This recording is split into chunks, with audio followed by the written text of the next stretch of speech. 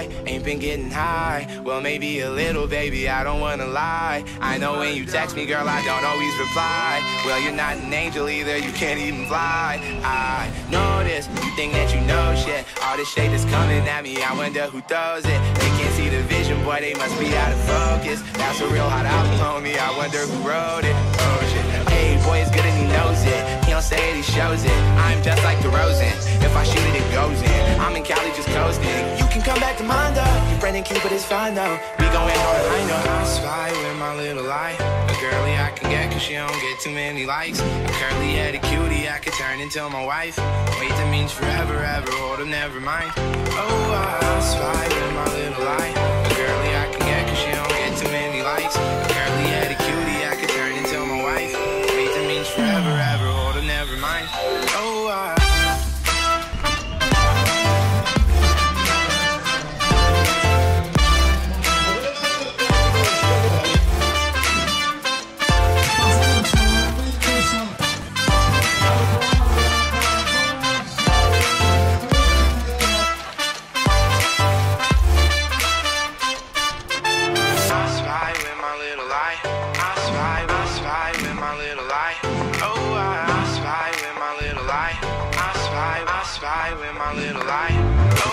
She said she's 21, I might have to ID that.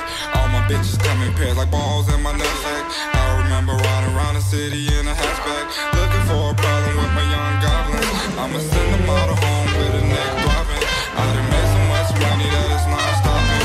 Got my brothers on my back like the last name. I remember telling everyone I couldn't be tamed.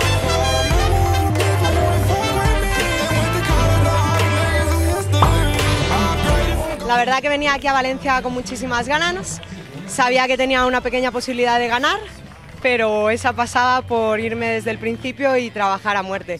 Entonces creo que he nadado muy bien, en la bici he intentado sacar el máximo tiempo posible, se ha levantado un poquito de aire, que creo que eso a mí me favorece.